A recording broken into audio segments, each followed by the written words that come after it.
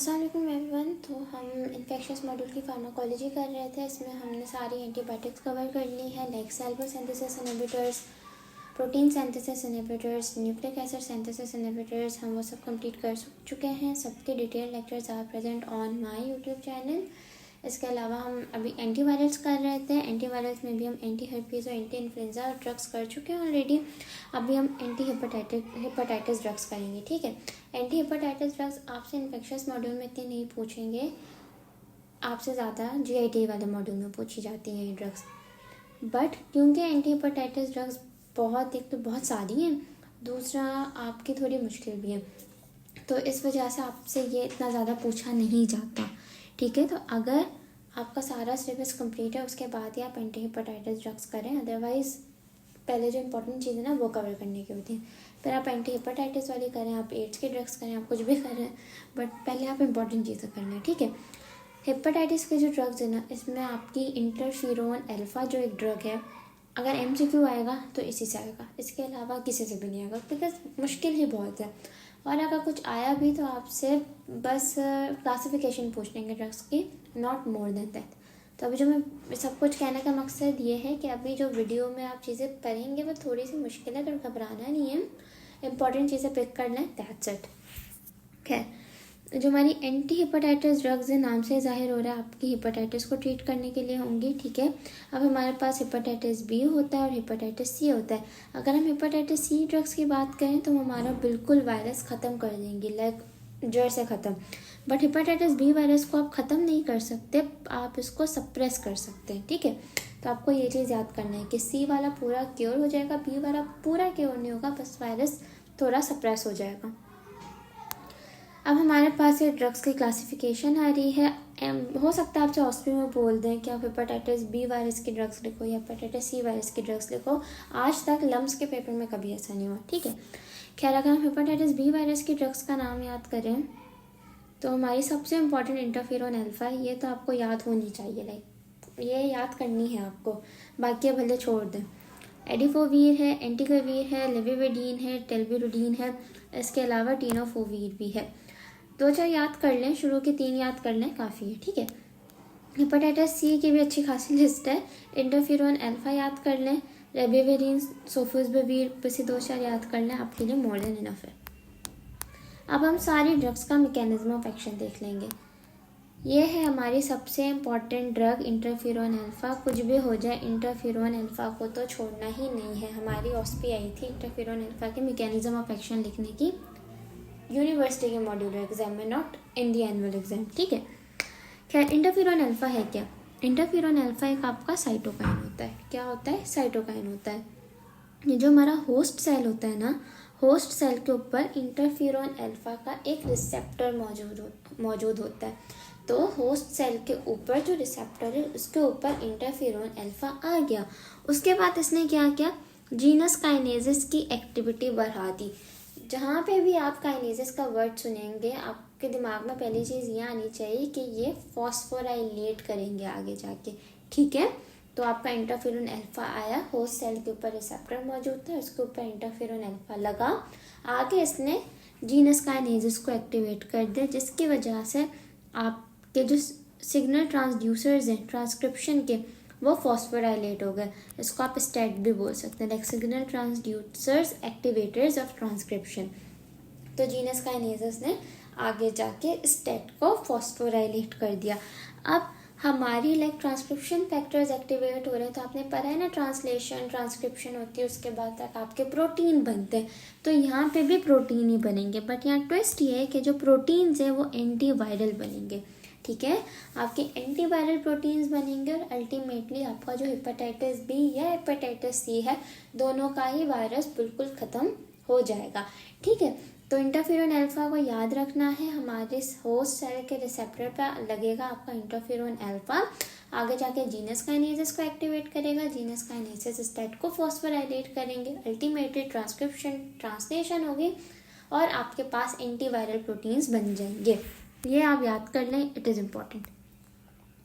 एडिफोवीर के बारे में अगर हम बात करें तो एडिफोवीर डिपिरोक्सिल आपकी प्रोड्रग होती है एडिफोवीर की। ये हमारे हेपेटाइटिस बी वायरस में जो डीएनए पॉलीमरेज है उसको इनहिबिट करेगा और चेन टर्मिनेशन करा देगा। But again not so important, याद नहीं भी हो रहा तो छोड़ दें, बट याद कर लेंगे तो ऑब्वियसली अच्छी बात है। एंटीग्रावीर ये भी हमारे हेपेटाइटिस बी वायरस में जो डीएनए पॉलीमरेज है उसको इनहिबिट करेगा।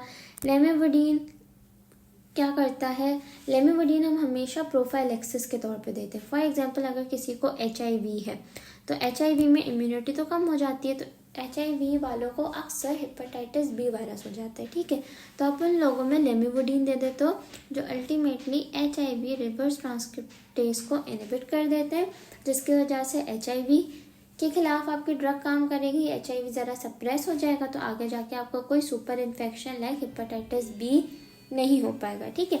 तो लेमिविडीन का मैकेनिज्म ऑफ एक्शन क्या है, हमारा HIV रिवर्स ट्रांसक्रिप्टेज को इनहिबिट करेगा, HIV को कम करेगा, अल्टीमेटली कोई भी super infection including hepatitis B virus नहीं होगा।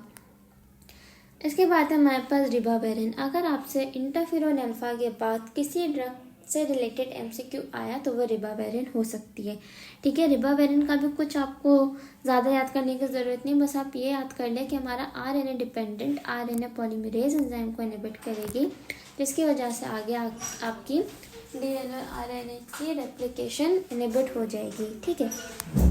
अब अगर हम टेल्बिरुडीन की बात करें तो टेल्बिरुडीन के बारे में भी ज़्यादा चीज़ें याद करने की ज़रूरत नहीं है। टेल्बिरुडीन हमारा न्यूक्लियोसाइड एनालॉग होती है, ये भी सेलुलर काइनेसिस से एक्टिवेट होगी, यानी इसमें भी आपकी आगे जाके फॉस्फोराइलेशन होगी।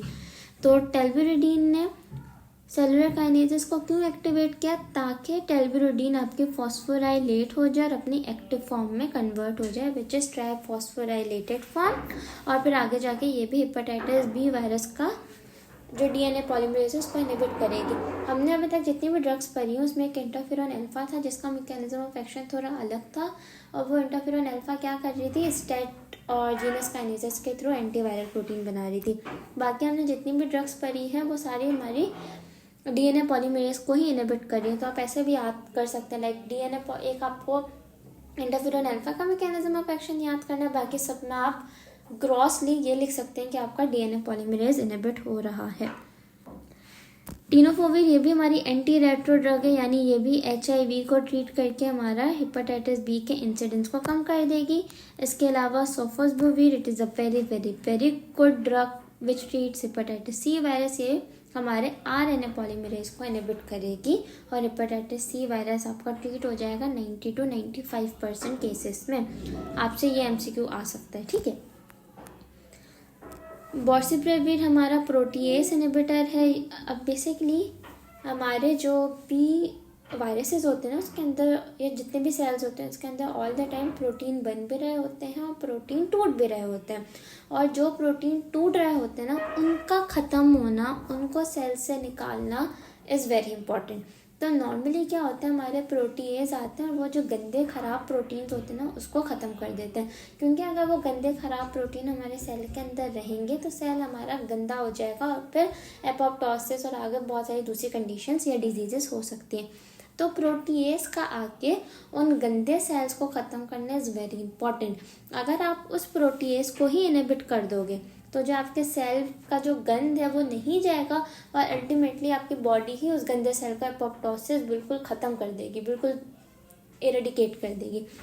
तो बॉर्सिप्रेविर भी इसी तरह प्रोटीएज को इनहिबिट कर देता है, जिसकी वजह से गंदे प्रोटीन डिग्रेड नहीं होते और हमारा जो गंदा सेल होता है वो खुद ही ख़त्म हो जाता है, और इसी तरीके से आपका हेपेटाइटिस सी वायरस क्योर हो जाएगा। ग्राइजोप्रेविर, पेरिटाप्रेविर, सेमीप्रेविर, ये सारी सेम चीज़ें होती हैं, ये भी प्रोटीएस इनहिबिटर होती हैं, और अल्टीमेटली आपके जो भी पोस्ट ट्रांसलेशनल चेंजेस वगैरह होते हैं और जो भी गंदे प्रोटीन्स होते हैं वो डिग्रेड नहीं होते और हेपेटाइटिस सी वायरस आपका रेप्लिकेट नहीं होता और ख़त्म हो जाता है। डेक्लाटेसावीर ये हमारा नॉन न्यूक्लियोसाइड इनहिबिटर होता है, ये भी रेप्लिकेशन और assembly of hepatitis C virus को इनहिबिट कर देता है।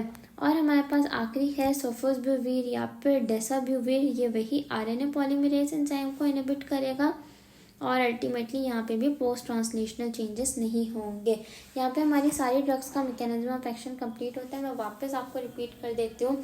सिर्फ एक इंटरफेरॉन अल्फा का थोड़ा अलग मैकेनिज्म ऑफ एक्शन था कि वो स्टेट और जीनस काइनेसिस के थ्रू आपका एंटीवायरल प्रोटीन्स बना के हेपेटाइटिस बी और सी दोनों को ही ट्रीट कर रहा था। बाकी जो भी ड्रग्स हमारी हेपेटाइटिस बी वायरस को ट्रीट कर रही थी वो मेनली डीएनए पॉलीमरेज एंजाइम को इनहिबिट कर रही थी, और जो भी हमारी हेपेटाइटिस सी वायरस को ट्रीट कर रही थी वो ड्रग्स मेनली आपको आपके प्रोटीएज को इनहिबिट कर रही थी और आगे रेप्लिकेशन और post translational changes of hepatitis C virus को इनहिबिट कर रही थी। तो ये चीज़ आपको याद होनी चाहिए, यही इसका मैकेनिज्म ऑफ एक्शन होता है मेनली। आपको हर चीज़ एक एक करके याद करने की ज़रूरत नहीं है, आप इतना भी लिख देंगे तो मोर देन इनफ होगा। इसके अलावा यूजेस हमारे हो गए, हेपेटाइटिस बी वायरस को ट्रीट करने के अलग ड्रग्स देख ली, सी को ट्रीट करने वाली अलग देख ली। अब हम नेक्स्ट पार्ट में टॉक्सिसिटी और कॉन्ट्राइंडिकेशंस देखते हैं।